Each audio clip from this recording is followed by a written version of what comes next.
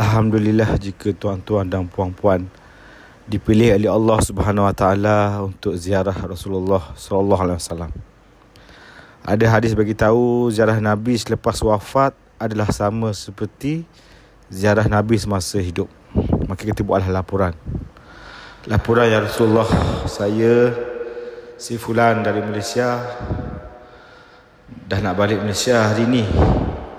Jadi nak lapor sikit ya Rasulullah.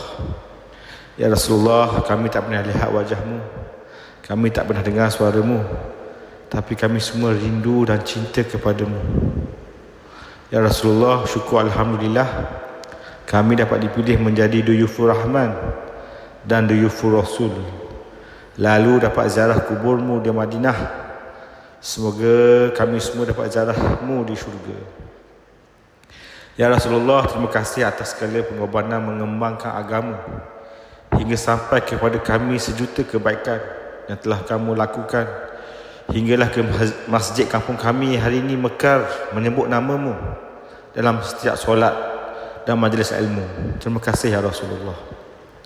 Ya Rasulullah, surau kampung kami Alhamdulillah hidup 5 waktu orang solat berjemaah, tapi tidaklah penuh hari-hari seperti masjidmu.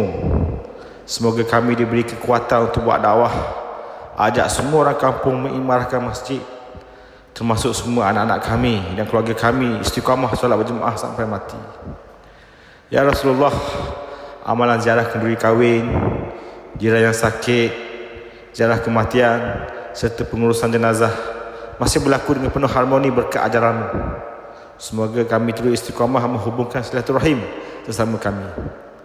Ya Rasulullah, di masjid kami Alhamdulillah ada majlis ilmu ceramah agama dari pelbagai ustaz dan ulama. Semoga Allah terus pelihara asatizah kami agar kekal di jalan yang benar, menjadi ulama pewaris Nabi. Ya Rasulullah, di kampung kami Alhamdulillah ada majlis Rasul menyambut hari lahirmu dengan majlis berarak seperti mana foto Mekah ketika kamu dan sahabat yang berarak masuk Mekah, dan ada ceramah agama serta majlis makan-makan. Alhamdulillah. Ya Rasulullah, masjid kampung kami ada amalan mesyuarat yang telah kamu ajar pada sahabat, tapi kami tidak mampu istiqamah bermesyuarat. Semoga kami diberi kekuatan untuk mampu bermesyuarat atau masuk agama setiap hari.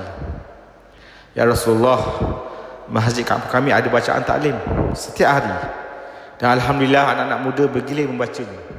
Semoga mereka mendapat kemanisan agama melalui hadismu. Ya Rasulullah, masjid kampung kami sekali seminggu ada amalan ziarah rumah ke rumah atau masuk agama, tapi kami tidak mampu istiqamah. Semoga kami diberi kekuatan untuk berdakwah dan berjihad sepertimu ya Rasulullah. Ya Rasulullah, sekali-sekala ada jemaah dakwah datang beriktikaf di masjid kami selama 3 hari, menghidupkan masjid 24 jam dengan amalan dakwah, taklim, ibadat dan khidmat, agar semua masjid mirip dengan Masjid Nabawi yang hidup 24 jam. Ya Allah, bantulah jemaah dakwah dan para asatizah yang sedang bergerak di seluruh alam, dan bantulah keluarga yang mereka tinggalkan. Semoga seluruh masjid di dunia bercahaya-cahaya seperti Masjid Nabawi.